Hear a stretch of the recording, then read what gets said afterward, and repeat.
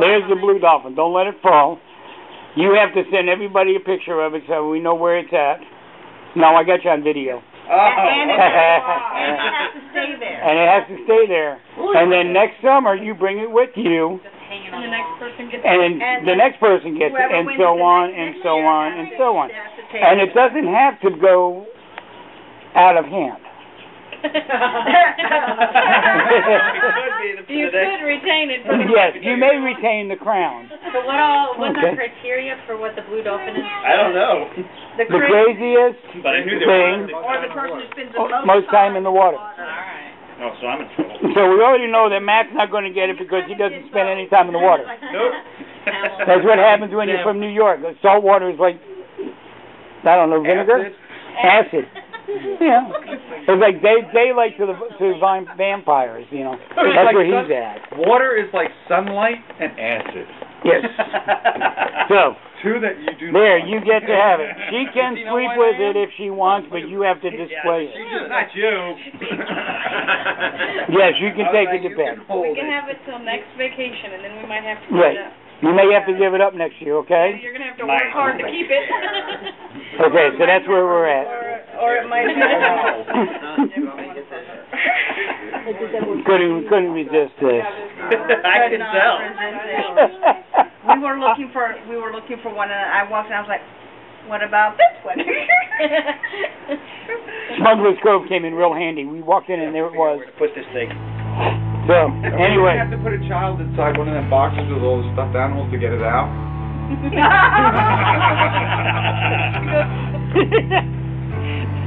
So anyway, that's the beginning of tonight's festivities. So it begins.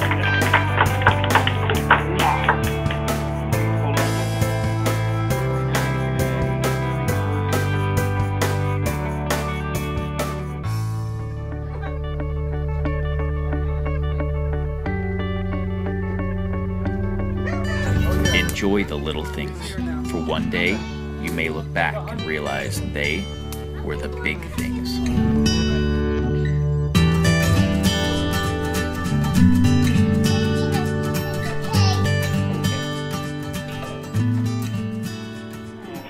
Today was our dad's birthday. On that note, I said, hey, just bring something that you remember about Dad. Anyway, I addressed it to just my brothers. Yeah. I guess if anybody else wants to chime in, my brothers small. No, I guess I could start us off. My favorite memory of Dad was the time I took a trip with him to Washington, PA. And because he started to tell stories. He was talking about growing up. You know, at one point we were outside, what was it, Fifth Ward School in Washington. He starts telling me stories. He's telling me a story about some, I guess very nicely built single teacher he had about in the 7th or the 8th grade. I guess he developed a crush on her. Then there was another story he told about what was it now? It was a teacher who would throw an eraser in order to get somebody's attention if they were falling asleep in class. Trying to pump them. Apparently, there's one time the teacher had went to second story window, right? The second story classroom. Windows are open because it was hot or something like that. Teacher threw the eraser, missed, flew out the window and had sent somebody down the eraser. But the one other aspect that comes to mind is it struck me a lot on that. We would go by certain places out there, and he would say, negotiations took place here. Negotiations took place there. Custody of some sort between grandma and grandpa. So, well, he didn't talk a lot about it, and you knew it was a real bone of contention for him, And apparently it was quite a custody battle involved again. Yeah, I asked him about that one time. He just said, I'm not going to come. Yeah. That was it. He was done. Yeah. I'm not talking about it. Yeah, I went on a similar trip with him, and this is not my daddy's story, but he would talk about spending time with his cousin Wally, and how he lived with Wally and Aunt Irene, and then take you to Belleville and show you the family plot where great-grandma and grandpa were buried and the kids were buried, and who had an argument with this sibling, and that sibling wasn't allowed to be buried in the family plot for whatever reason. But it was a neat, eye-opening trip with him. It opened up a lot of his heritage and his background that we really didn't know about, which was pretty cool.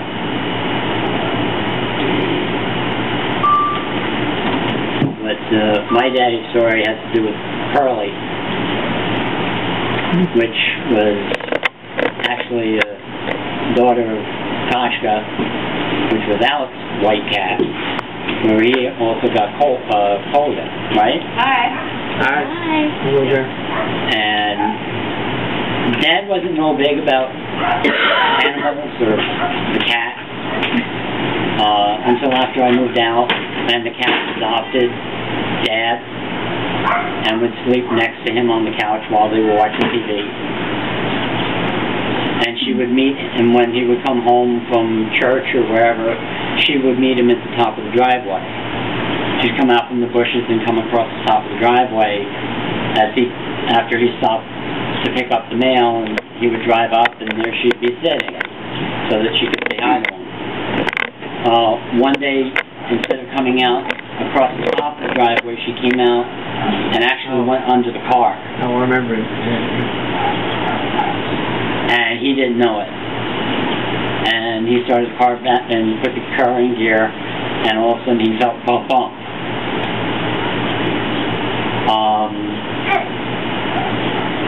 I went up and I buried her with Dad,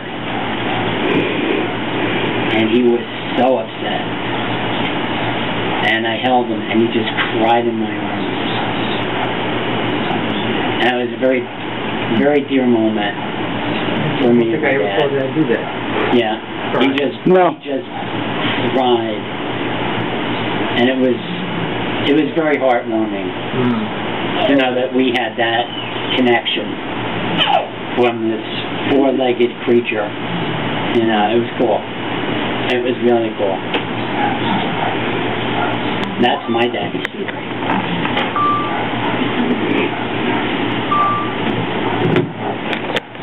You want to go? I was thinking about the plane crash. Uncle Dick sent that in, a lot of detailed information that I made copies of and shared with you all. But 24, almost 25 years old, and he went to visit his mom in California for the first time after she had moved out there with Carl Backus, who was her second husband. Anyway, Carl was an avid pilot and took Dad up for a ride in the plane, and it was evening and it was smoky from fires, and the engine stopped. And they crashed, and Carl was killed, and my dad survived. I cannot imagine going out to visit some relatives, meeting them for the first time, right? Or at least out there. Being in a small plane crash, and he's killed, and Dad never went back to California until, I forget, 90s, in the 90s, was it? Something like that. 1980, either 80 or 81, because I saw Graham's in March. We were living on Fillmore. I saw Grandma in March, May of '79, and then they went out like the year later, and I got yelled at from Grandma. But something about I dimed her out about how she drove, and I said, well, who drove when you were out there? She goes, I did. I said, well, then you showed him yourself. She was crazy in that Fury 3 going through those mountain roads. So, yeah. Yeah, they went out there, I remember them coming through, living on Delore, and visit Doc at our house or both directions. No, I don't know. I do. That when Grandma cut herself some shorts or whatever? No, that was the first that was time. before we got married. That's the first time I ever met them. That's a good story. That's Grandma's story. That's Grandma. They came out, yeah. First time they met Wanda, they came out in September in St. Louis, and Mom was prepared for weather like you have here in the fall, which is kind of cool. She was not prepared for the hot weather, hot and humid that you get in St. Louis. I didn't have air conditioning in my apartment. Yeah, I know. I went home for the first time to meet him. We walked through the door. Mom was standing in the middle of the living room cutting off a pair of long pants with a pair of scissors. Like, you know, I was a little bit tense about that whole thing, and walked in and caught her like that, and it was all okay after that. It was all good. Sort of broke the ice real bad. Yeah. Oh, you're home. Jim? All right. La la la la la la la la. That's what I'm supposed to la la la. Nah, this one's good. This one really let me know I was really part of the family. Les used to come up to my office all the time. He was retired. He'd get out and he'd stop in the office and just chat with me. And there was a couple old men at the same time. One of them was in my office. He was part of the dinner group, Art Fitzpatrick. He was talking to me about something. Dad came in, and Dad never waited. He was always pressing. When he had something to tell you, he just came out and said it. He didn't wait for anybody else. I learned that pretty quickly. He came in and asked me, Jim, you know how to fix things, and you have tools and all that, and you used to do this. How can I lift the toilet seat up a little bit more so that my scrotum doesn't touch the water? I was livid. Staring at your father like, what? And Art Fitzpatrick goes, oh, you go right down to the medical supply place right down there, and they have the extras. I couldn't believe the conversation between the two of them, and I called him, and that was the first thing I said, I'm part of the family now. And then I had the weirdest dreams about what he's going to look like in election days.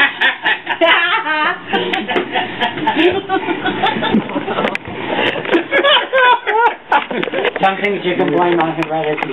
Yeah, exactly. What consolation is this? You won't be any uglier. So much. Thank you, Alec. At least you pointed that in his direction. Yeah, you're the Xerox copy. Thanks. You're the Xerox copy. Yeah, I know. No. Yeah. Well, things I can think about Dad. One, I didn't have the opportunity to have the Pittsburgh trip with Dad. Matter of fact, Dad and I had talked about it when they were down in February before everything happened. They came down. This is my utmost favorite memory about Dad. Mom basically told Dad in January, right around Christmas of 07, January 08, she goes, I want to go to Virginia Beach and visit Ron and Wendy. Dad started giving her a hard time because of the weather. Oh, come on, it's going to rain, snow, da-da-da, and I don't want to drive. Les, we are going to Virginia Beach. And if you don't drive, I will walk. This is what she tells me when they showed up to the house. And Dad's standing behind her. She's got her walker, and Dad's standing behind her going, yeah. She would have walked. I said, what about the Babe Ruth song? She would have walked. Well, we had a blast that weekend, and Sunday was fantastic because it was Super Bowl with Giants going up against Patriots. It was one of the best Super Bowl games I've ever seen. Dad and I are sitting on the edge of our seats, watching going all the way down to the last 4 seconds of the game, with them going, back and forth, back and forth. All of a sudden, Giants score the touchdown. They're up by 4. Dad and I stand up in the living room, and we count down the 4 seconds at the top of our lungs And when it went 0 and they said the Giants have won Super Bowl, whatever the number was, Dad and I stand up there and we're doing this. And we're dancing and Mom's over in the chair and she is just laughing. Tears coming down her cheeks. Dad is so happy and excited. He's enjoying the game. He's got tears coming down his cheeks. He's got a smile at the other end. It's one of my best memories of Dad. I had him for 3 days coming out of Memphis to myself. After I had my accident, as I call it. And the whole time up, Dad was worried about me and my driving. I would drive maybe a half hour, and that's all I could handle. Until we got to Carlisle, Pennsylvania. And I drove in from Carlisle. I had a little spittoon that I would use, and I even told Mom about it. Dad said, tell your Mom about it, what it's for. And he was very calm about it. You're not going to Billington? Yes. When I left from there, Dad flew down and picked me up, and we drove back to Jersey. 3 days on an 1,100-mile trip. And Dad calmed me down to where I could tell Mom. And I miss the guy. Every day.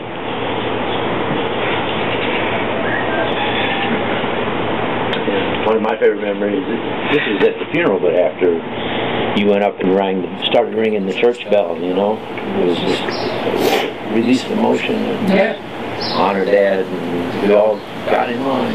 Dad ringing the bell with the leg lift. Yeah. That was my favorite. And the leg lift. So, and one thing that amazes me, and I don't know what you've got, you probably do. One thing I've always taken for granted was my 20-year military tour. I've always taken it for granted. Until, I don't know, 3 years ago when you graduated from Brookdale, 4 years ago, when we came up, we had Michaela. We spent a night at George's before we left. In George's office on a cork board, there's a picture of me. Oh, shit. You got the better ball cap. I want to thank you guys for your support. You're welcome.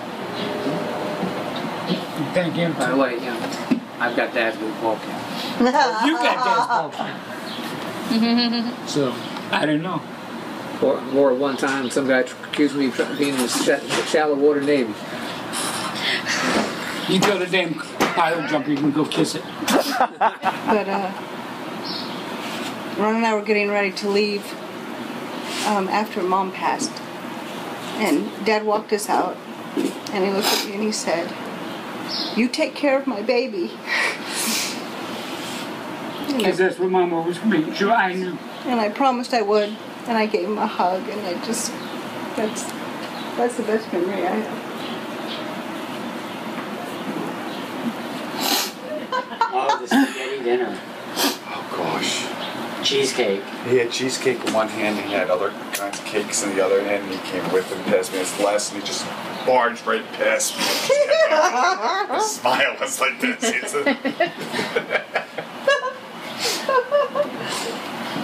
This Yeah. little movement right here. Yeah. Do you have Asti Spumani? He loves that. Riuniti Lambrusco. Martini. Riuniti Lambrusco. Right, but he always had this little grin and did this. Yeah. Riuniti Lambrusco at Olive Garden. That was it. Yeah, that was his favorite. I was going to say, I always tell people about going to Olive Garden with Grandpa, because he said it was because it was my favorite restaurant. For my birthdays, he'd take me. I think it was because it was his favorite restaurant. But he liked his Italian he'd be food. in Olive Garden trying to talk Italian to these 15-year-olds working at Olive Garden. They're reciting everything he knows.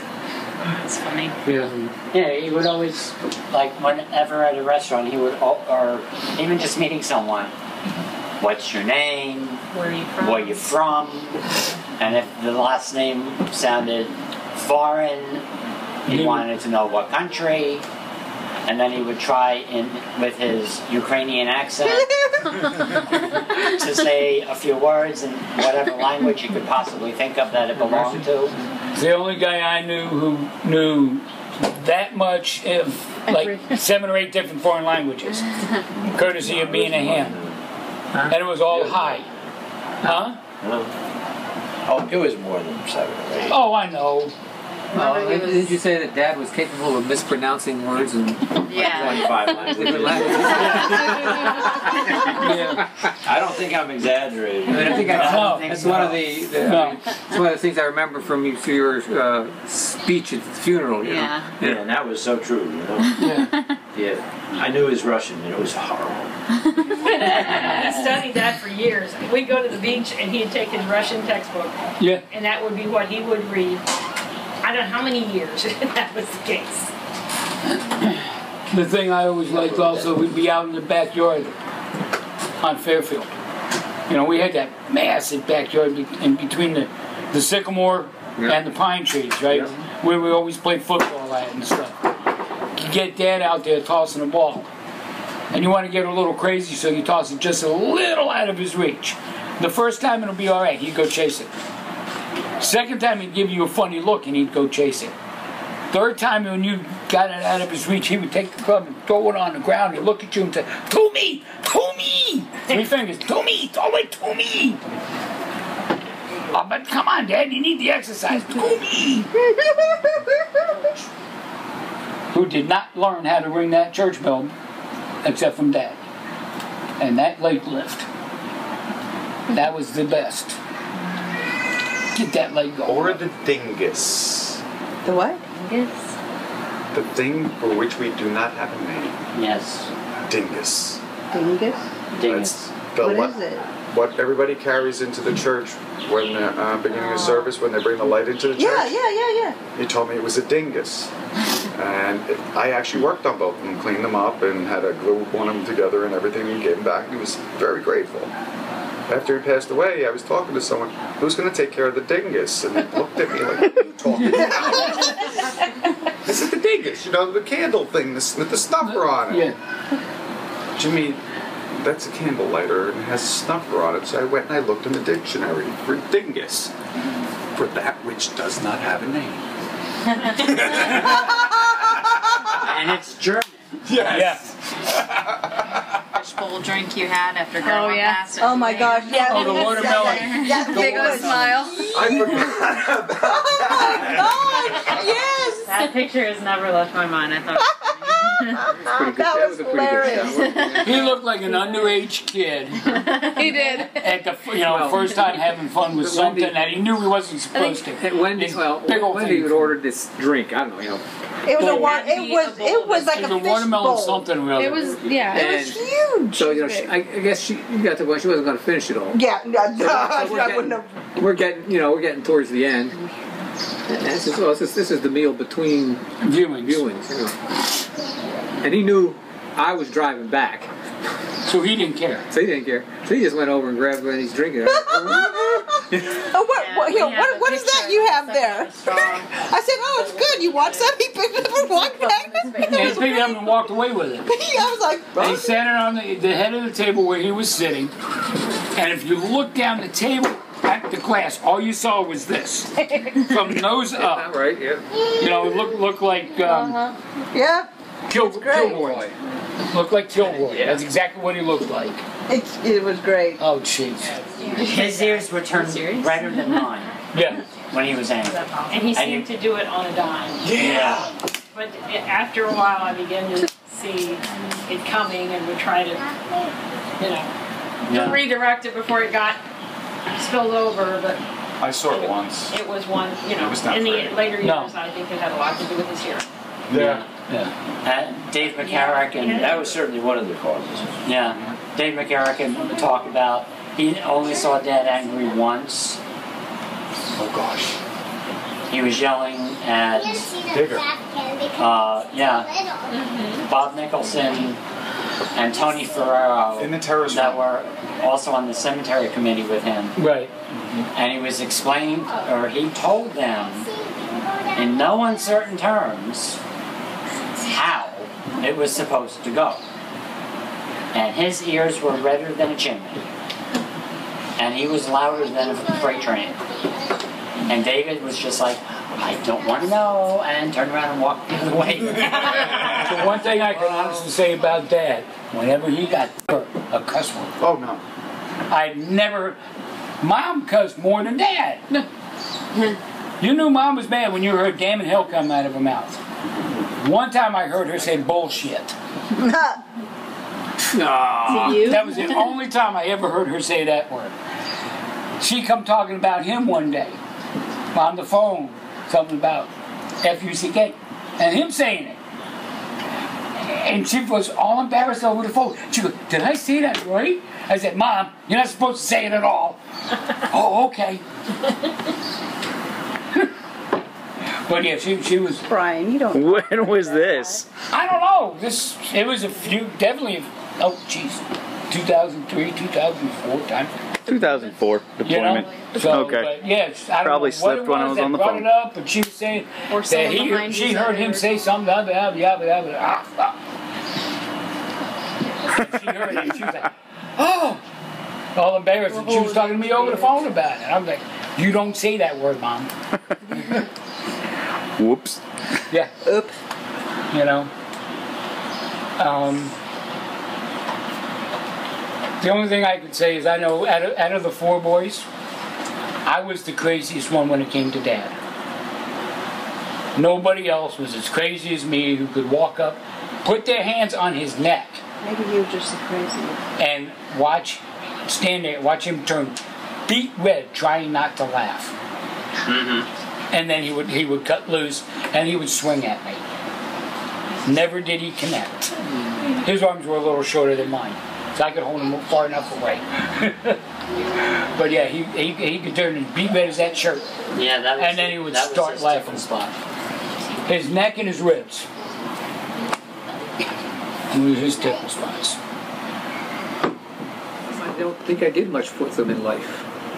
Before we closed the casket, I'd lean over and kiss him. It was... Yeah. It's something I could do to say goodbye. Yeah. Something I should have done a lot more when he was around. Yeah, it was that morning, or that night, that Jimmy and I spent with him at the hospital. It became the most difficult time in my life to tell the doctor to call the time, that it was time for him to go. And we had gone to the chapel, they had taken him up to the CT scan, and we cried and we hugged each other in the chapel. Went back to the ER, and they were clearing his room and bringing in the crash cart, and said that there was a problem in the scan, and they weren't sure what it was. And almost as soon as the doctor stopped talking, a code blue came through for the scan, and the charge nurse took us upstairs. There must have been 6 or 8 people in that scan room working on him, trying to bring him back to life. It came out a day or so later that it was an abdominal aneurysm that had burst, and that he literally bled out. But when we got upstairs, I turned to Jimmy and I started crying, and the only words that could come to my head was the Lord's Prayer. Mm-hmm. And the doctor came out and said, we're having problems. Do you want us to continue? And I said, no, it's time.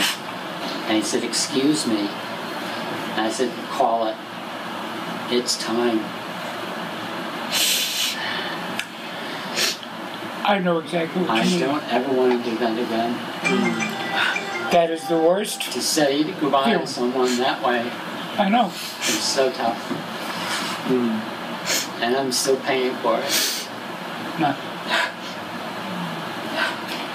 No. But I would tell you straight out. What you did was right. I know what I did. No one would ever blame you. I know what I did was right. No one would ever point finger. No one will blame you. I point my finger at myself. You got to let that go, Steve. I've been there. You know it as well. I know. I had to do the same thing. I suffered long and hard until I met her. She's the only thing that's brought me out of it. I did it with Eddie. Let it go. I did it with Eddie and I did it with Dad. I know.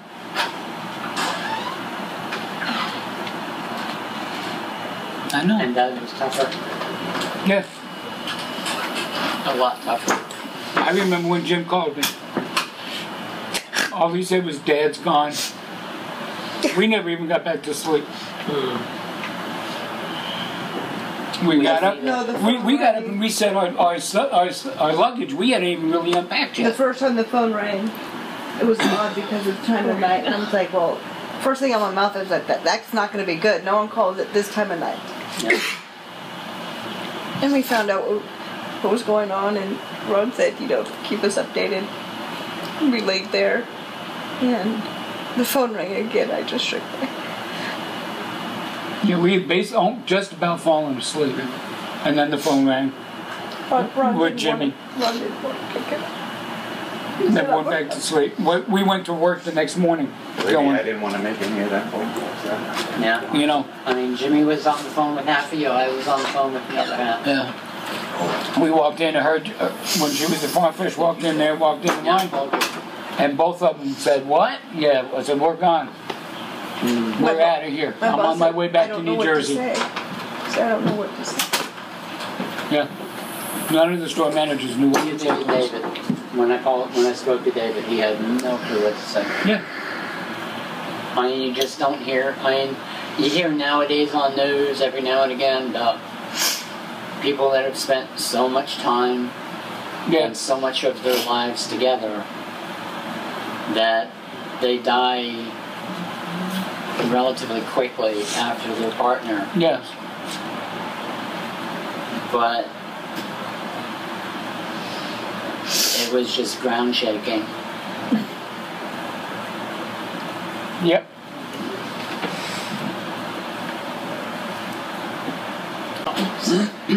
Not right, and she innocently asked, thinking she was asking how I was doing after Mom passed. And I just broke down, and I said, I can't believe it, but he's gone too. And she was like, what? You know. Yeah. That's what I got from her. Who was that, Ron? Who was it? Becky Davidson. It's like when we went in the following morning, we went to my store and then we went to her store, or whatever. Yep. He said, oh, we got a phone call this morning. I thought Aunt Mabel. I thought you. I thought Grandma. Do you remember? And then you said Vineland called. Next thing out of my mouth was, oh, shit. Just as plain like this. And Dad didn't say anything. I just remember hearing the phone ring. And, but it was like 5 in the morning or something. Yeah. Pretty odd time for the phone ring. And my next recollection is there's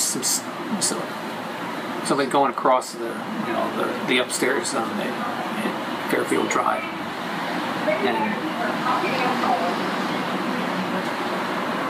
going down the stairs. And coming after it was Dad, but you could surmise it because next one was coming out was Les, Mom.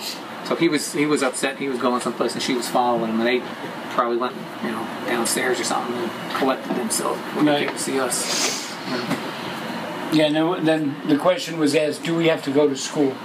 I think I asked Mom and Dad or something about that. Do we have to go to school? She goes, no, we're going to Vineland. We get down there. We get to the infirmary. Orderly or whatever goes to usher us down and looks at Dad and says, oh, wait, these two can't go. They're too young. We basically turned around, looked at the guy and said, hey, that's my sister. Get out of the way. They're all worried about us. And then we ID'd the body. Dad said a prayer over her. That was the longest drive to down in there. Yeah. It was so quiet. I'll never forget it. It was so quiet. Yeah. And it was definitely, it felt more like 2 days than it did 2 hours. Yeah. The next time I ever heard Dad cry, because I remember when he was saying the prayer over Kathy, his voice cracked. Mm-hmm. The next time I ever remember him crying is when I called him from Spain, and I told him that we got the word of adopting a baby girl. And he goes, well, what are you going to name her? I said, Catherine Mary. And you can hear him over the phone crying. To which I called you a son of a bitch.